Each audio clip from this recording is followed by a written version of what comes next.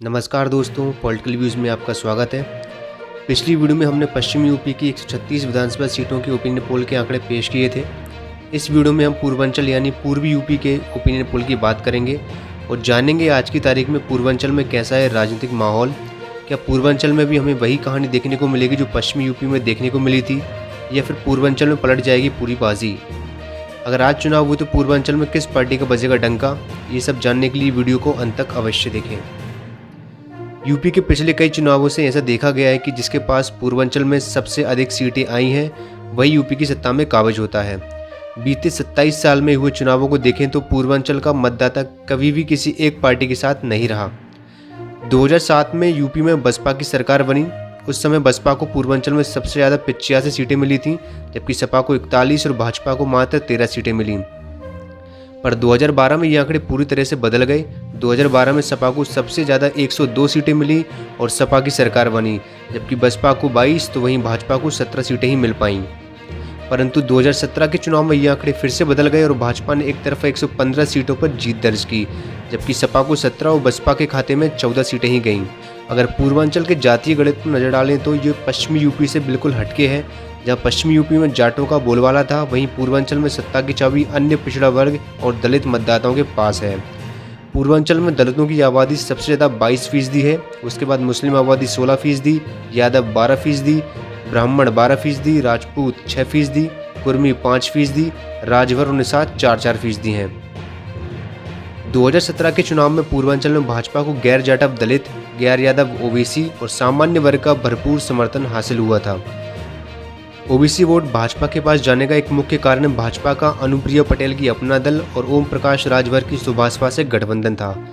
जहां अपना दल अभी भी भाजपा के साथ है, वहीं सुभाषपा भाजपा से अलग हो चुकी है। हालांकि भाजपा को पूर्वांचल में निषाद पार्टी के रूप में एक नया गठबंधन सहयोगी मिल गया है। पूर्वांचल में जाति समीकरण के अलावा गुंडागर्दी भी बहुत अहम फैक्टर है। पिछले कई सालों से पूर्वांचल की राजनीति में माफियाओं और बाहुबलियों को बोलबाला हो गया था।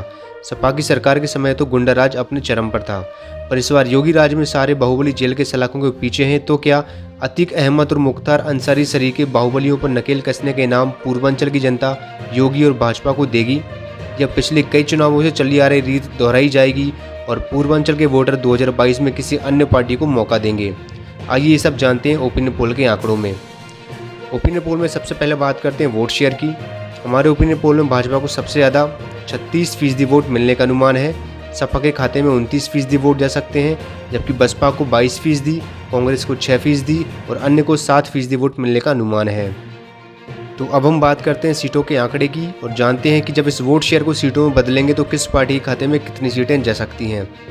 सबसे पहले हम बात करते हैं बसपा की। 2022 के यूपी विधानसभा चुनाव में बसपा को पूर्वांचल में 17 सीटें मिल सकती हैं, जो कि कमोबेश पिछले चुनाव जैसा ही प्रदर्शन है।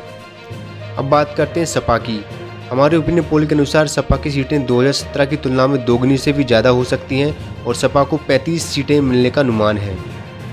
वहीं बात करें भारतीय जनता पार्टी और उसके गठबंधन सहयोगियों की, तो भाजपा गठबंधन 2017 के प्रदर्शन दोहराने में नाकामयाब रहेगा। हालांकि बावजूद इसके सीटों का आंकड़ा सपा और बसपा की तुलना में कहीं अधिक रहने वाला है। भाजपा गठबंधन पूर्वांचल में 105 सीटें जीतने में सफल रहेगा, जिसमें भाजपा 93, अपना दल 8 और निषाद पार्टी खाते में 4 सीटें आएंगी। इसके अलावा पूर्वांचल में कांग्रेस को 3 सीटें, सुभाषपा को 1 सीट, एआईएमआईएम को 1 सीट और अन्य पार्टियों के खाते में 2 सीटें जाने का अनुमान है। तो पूर्वांचल की 164 सीटों के ओपिनियन पोल का फाइनल आंकड़ा हम आपके सामने रखते हैं।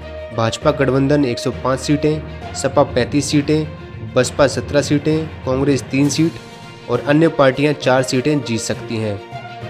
पूर्वांचल और पश्चिमी उत्तर प्रदेश के बाद अब हम अवध और बुंदेलखंड का ओपिनियन पोल भी जल्दी ही पेश करेंगे। आप भी अपनी राय कमेंट बॉक्स में बताएं कि आपके अनुसार पूर्वांचल में कौन सी पार्टी सर्वाधिक सीटें जीतेगी। धन्यवाद।